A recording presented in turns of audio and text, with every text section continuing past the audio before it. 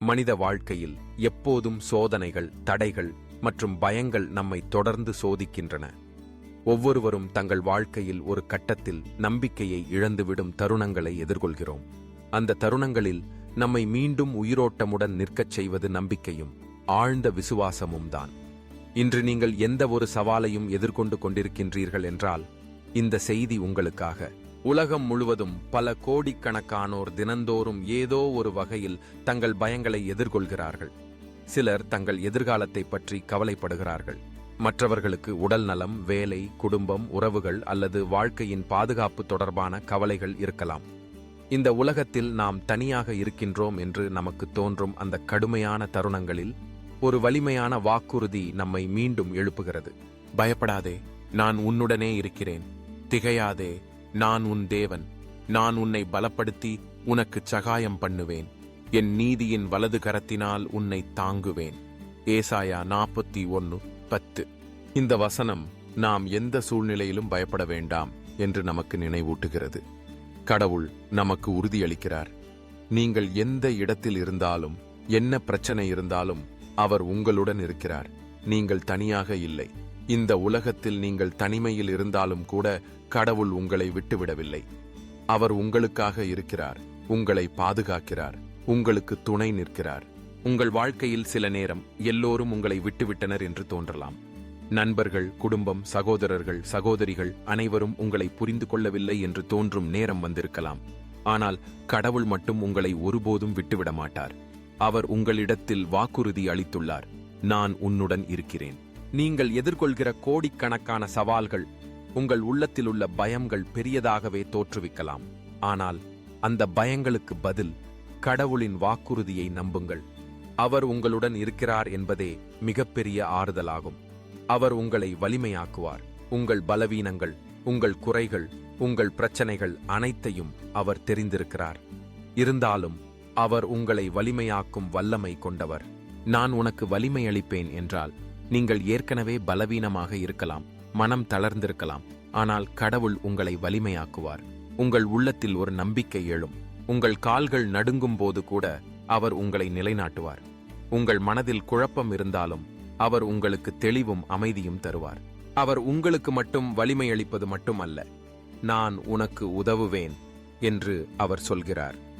வாழ்க்கையில் நமக்கு எப்போது உதவி தேவைப்படும் போது அந்த நேரத்தில் அவர் நமக்கு உதவுவார்.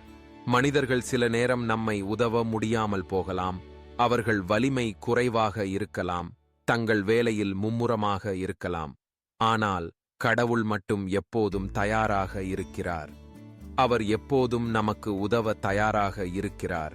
நாம் அவரை அழைக்கும்போது, என் நீதியுள்ள வலது கையினால் உன்னை தாங்குவேன்.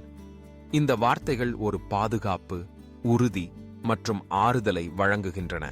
நாம் விழும் போதும், தளர்ந்த போதும், நம் கைகள் வலுவிழந்த போதும் அவர் தனது வலது கையால் நம்மை எழுப்புகிறார். அது நீதியுள்ள கை. அதில் தவறு இல்லை, குறை இல்லை. அவர் தாங்கும் கை, நம்மை பாதுகாக்கும் கை. அந்த கையில் நம்மை சுமக்கும் போது எதுவும் நம்மை பாதிக்க முடியாது. நாம் ஜீவனை பயத்துடன் வாழாமல் உற்சாகத்துடன், நம்பிக்கையுடன், தைரியத்துடன் வாழ வேண்டும். இந்த பிரபஞ்சத்தில் எத்தனை பெரிய சவால் வந்தாலும் நீங்கள் ஒரு வலிமையான தேவனின் குழந்தை. அவருடைய வாக்குறுதிகள் உண்மை.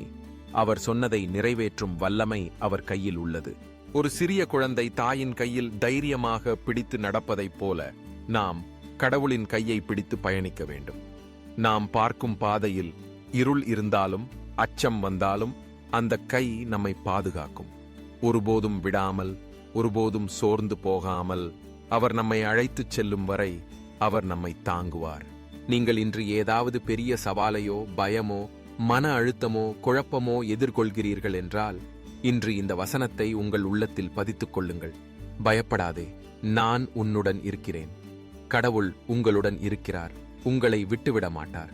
உங்கள் வாழ்வில் எந்த இடத்தில் இருக்கிறீர்களோ அந்த இடத்திலிருந்து அவர் உங்களை உயர்த்துவார். உங்கள் பக்கத்தில் நின்று உங்களை வலிமையாக்குவார். உங்களுக்கு உதவுவார்.